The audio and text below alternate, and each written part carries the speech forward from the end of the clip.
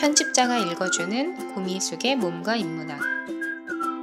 솔로와 정치. 교감단. 여러가지 기의 울체를 치료한다. 실정에 상하여 음식 생각이 없고 가슴이 막히고 답답한 증상에 큰 효과가 있다. 동의보감. 기가 꽉 막혀서 생긴 병에 대한 처방인데 이름이 참 흥미롭다. 교감이 얼마나 중요하면 이런 이름을 붙였겠는가. 사실 그렇다. 양생의 원리는 교감이 전부라고 해도 무방할 정도다. 예컨대 우리 몸에는 온갖 이질적인 존재들이 득식을 거린다. 기생충의 박테리아, 각종 세균들. 살기 위해선 이 낯선 존재들과 공생을 도모해야 한다. 이 공생의 핵심이자 동력이 바로 교감이다. 삶의 원리 또한 마찬가지다. 사람에겐 사람만이 필요하다는 말이 있다. 돈을 버는 것도 권력을 쟁취하는 것도 다 사람을 얻기 위해서가 아니던가. 외로움과 고립감만큼 사람을 두렵게 만드는 일도 없다. 그래서 그토록 가족에 집착하는 것이리라. 헌데 가족에 대한 집착이 심화될수록 점점 더 솔로들이 늘어난다. 이름하여 1인 가족들. 미혼의 비혼족, 이혼의 독거노인 등등 그 유형도 점점 다양화되고 있다. 하여 1인 가족은 이제 더 이상 낯선 풍경이 아니다.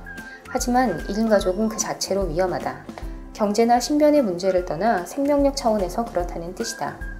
특히 혼자서 먹는 밥은 치명적이다. 생리적으로나 심리적으로나.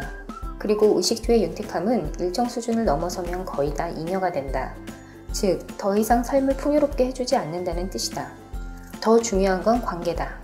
주고받는 말, 함께하는 행동, 어제와 다른 사고방식. 이 3박자의 리듬이 있어야 정, 기, 신이 살아 움직인다.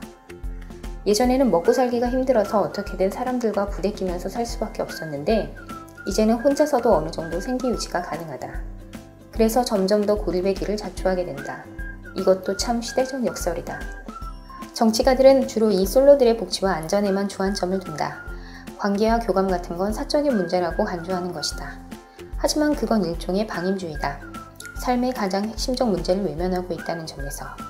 정치란 단지 물질을 분배하는 시스템이 아니라 관계의 능동적 흐름을 창안하는 활동이다.